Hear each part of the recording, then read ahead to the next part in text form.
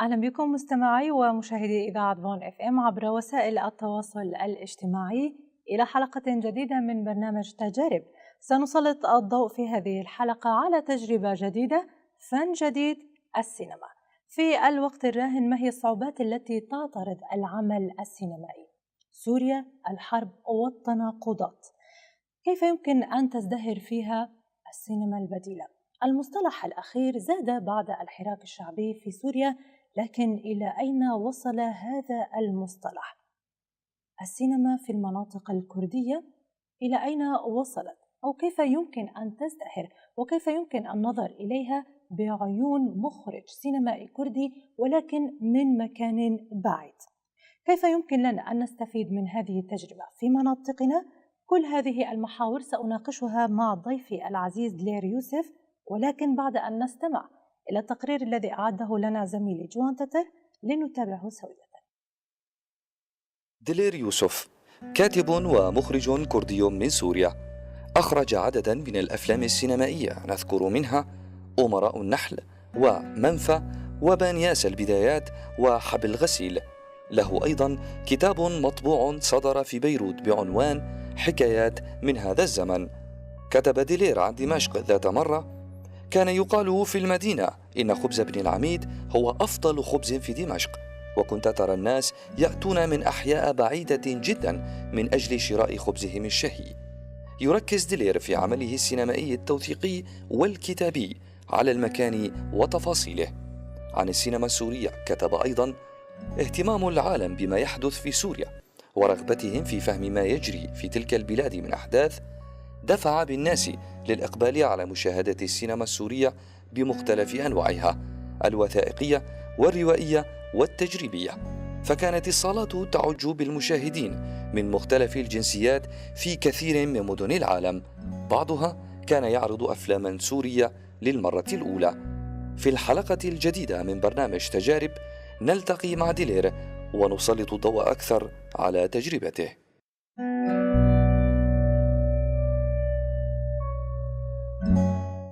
ومعي الآن من ألمانيا عبر السكايب ضيفي العزيز دلير يوسف. أهلا بك ضيفا عزيزا سيد دلير.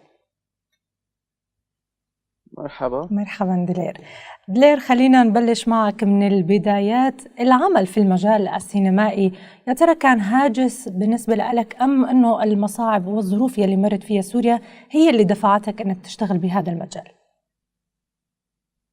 لا، الحقيقة أنا بلشت قبل ما بلشت ثورة بسوريا. بلشت بال 2000، يعني فيلمي الأول كان بال 2010 بعنوان بيتان وحكاية. كان فيلم عن بيوت دمشقية القديمة، فيلم وثائقي.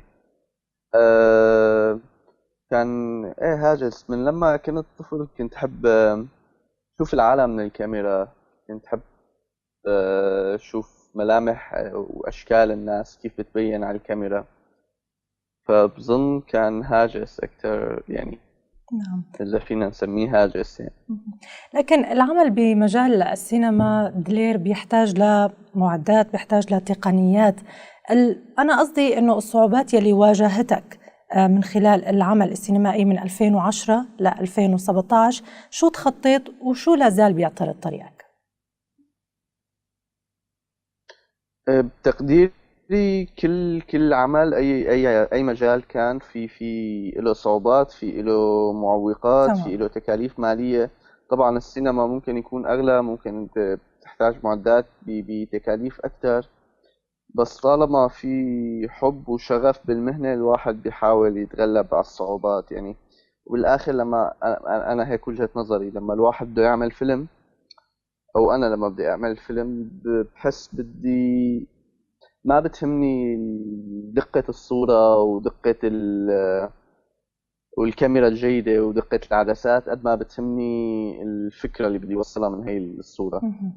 فمشان هيك أحيانا فيلم مثل فيلم منفى مثلا ندياري عملته بال 2014، هو أخذ شغل 3 سنين، يعني 3 سنوات شغل لنعمل الفيلم.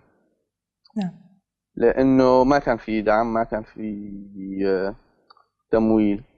فبرأيي لما الواحد يحب المهنة اللي عم يعملها عنده شغف بالشيء اللي عم يعمله، عنده إيمان بالشيء اللي عم يعمله، بده يوصل فكرة، فهو بيقدر يتغلب على أي شيء. وطبعا يعني أنا بشكل شخصي أنا ما بقبل تمويل من وين ما كان يعني، وهذا بيخلق لي صعوبات حياتية كل يوم يعني. نعم. ف أه، بتغلب عليها بإنه طول بالي يعني، اشتغل على مهلي وخلي الفيلم ينطبخ على نار هادية يعني. نعم. يعني ما بكفي إنه العمل الوثائقي أو السينما الوثائقية بتاخد شغل ووقت، كمان التكاليف أو الدعم هي كمان بتعمل لك مصاعب وحواجز كتيرة. طبعا يعني أنا بالآخر شغلي مهنتي إني بعمل أفلام يعني، أنا عايش من هذا الشيء، فإذا هذا الشيء ما طلع لي مصاري لا أقدر أعيش، لا أدفع إيجار البيت، لا أدفع أي شيء، لازم لاقي مكان شيء تاني أشتغله. لما بشتغل هذا الشيء التاني ما بيعود في وقت للسينما يعني، للأفلام، للكتابة، للأفكار، واحد يكتب أفكاره. فطبعا يعني بالواحد يحتاج يوازن شوي. نعم. دلير، خلينا نحط هذا الحوار بزاوية واحدة حاليا، يعني خلينا ننظر للسينما بالمناطق الكردية. أنت كمخرج سينمائي كيف بتنظر للسينما بالمناطق الكردية، وخاصة أنك بمكان بعيد؟ يعني إذا عم نحكي عن المناطق الكردية الموجودة بسوريا، نعم. فالحقيقة هو يعني ما في سينما كردية يعني تقريبا.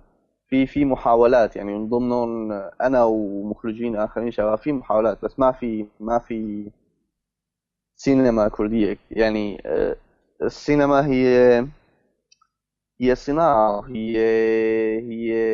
بدها أدوات، بدها أماكن عرض، بدها سينمات، بدها جمهور، بدها ثقافة نقدية، وكل هذا ما موجود.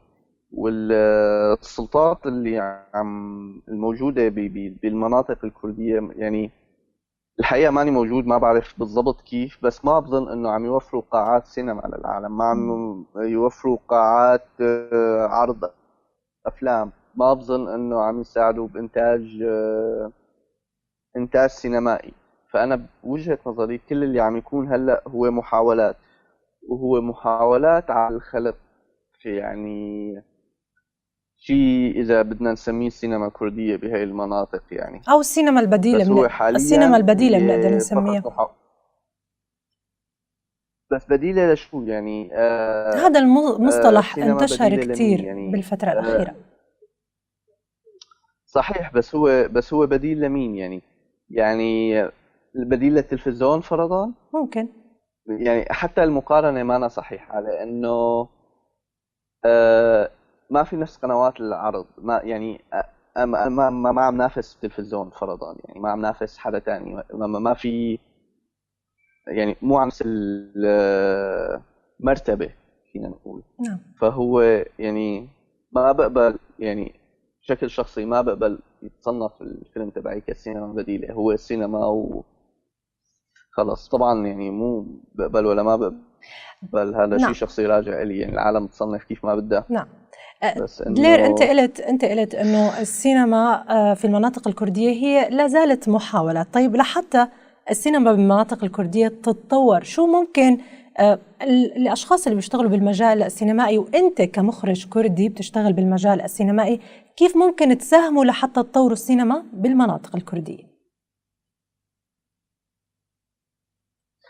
يعني نحن بنضل عم نشتغل يعني، هذا اللي فينا نعمله. بس في شغلات نحن ما بنقدر نعملها، نحن ما فينا نخلق مراكز ثقافية، ما فينا نخلق ندوات عن السينما، ما فينا نخلق صالات عرض، مسارح سينمائية ما فينا نخلقهم.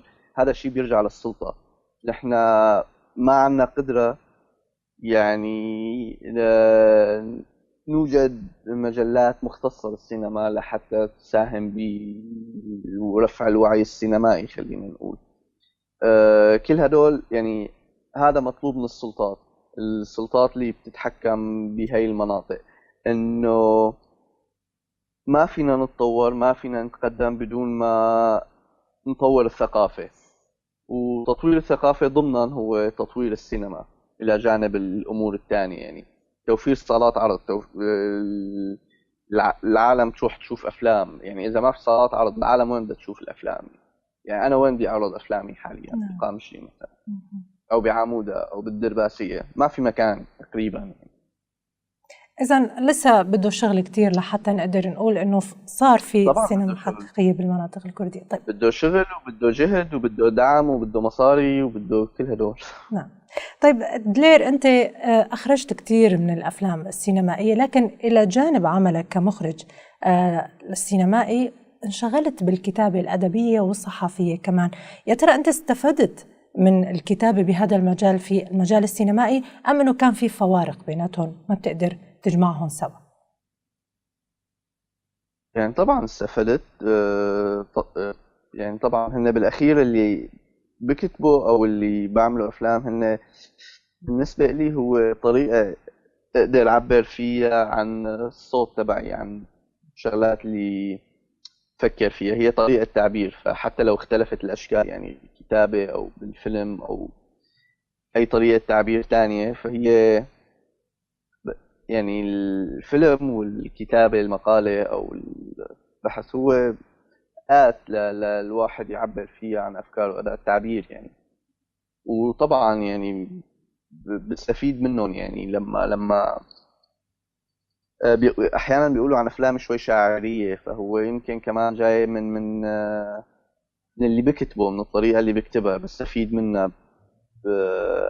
مثلا فيلم منفى اللي كنت عم أحكي عنه من شوي، اللي هو نادياري، هو فيلم بالكردي. هو الفويس اوفر، الصوت الموجود هو نص انا كنت كاتبه قبل واستعملته لاحقا بالفيلم.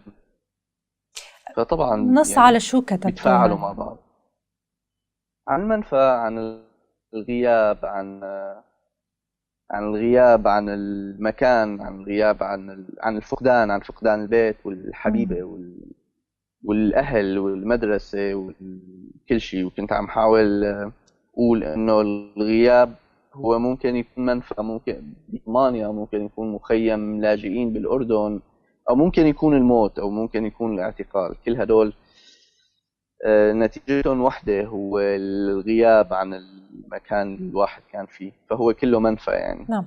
دلير، أنت من خلال كتاباتك يبدو أنك تربط الكتابة بمكان معين، من خلال خلينا نقول كتابتك لأفران بن العميد، ركن الدين، مدارس الأسد.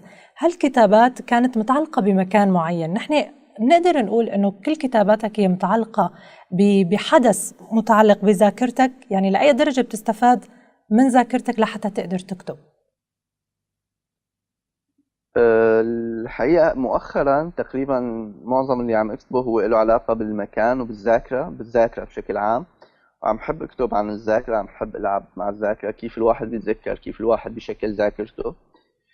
والسبب الرئيسي انه انا عايش بمكان جديد عندي حياة جديدة، حياة مختلفة عن اللي كانت بسوريا.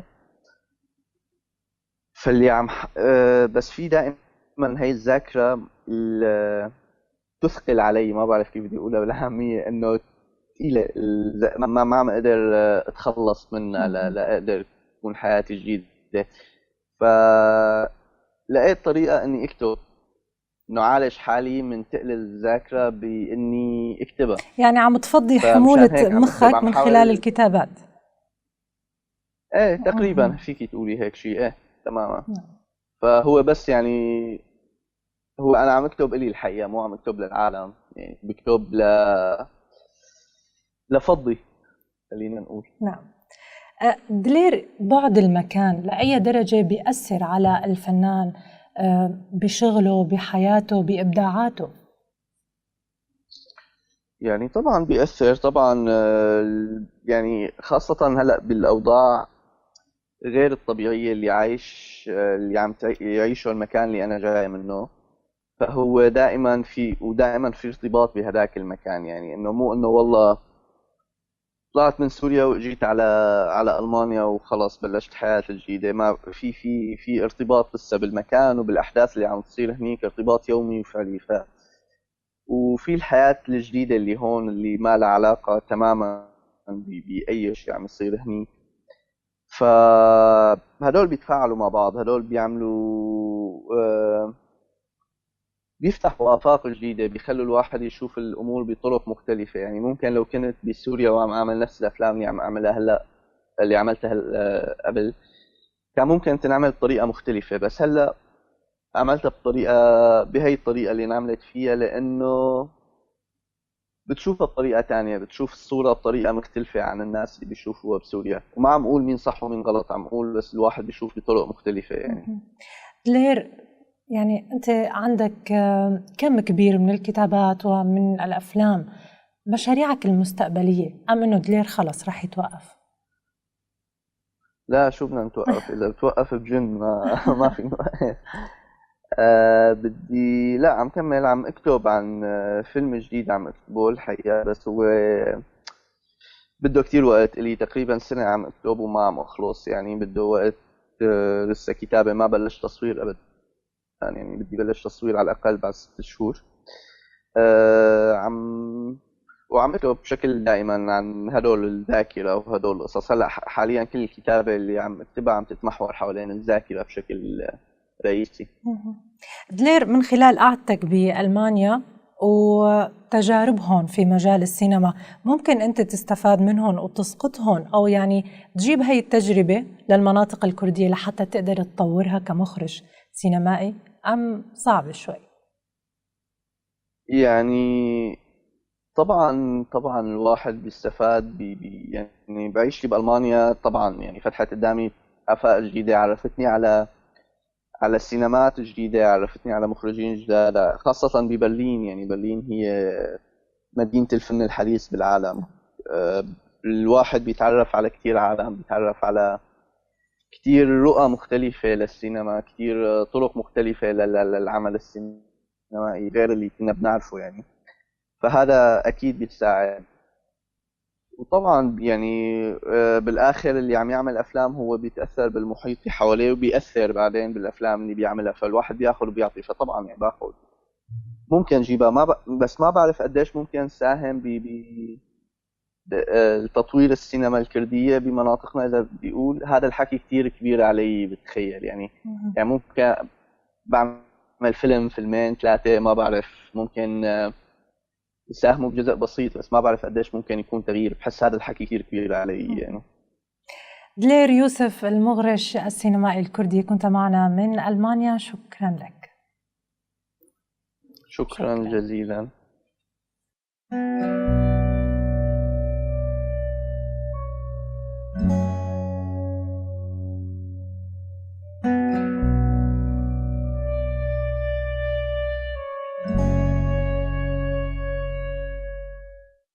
بعد أن تعرفنا إلى المخرج السينمائي دلير يوسف وإلى تجربته وكيف يمكن أن يستفاد من ذاكرته ليكتب أو ليصورها بعيون سينمائية، إلى حلقة جديدة وتجربة جديدة، في أمان الله.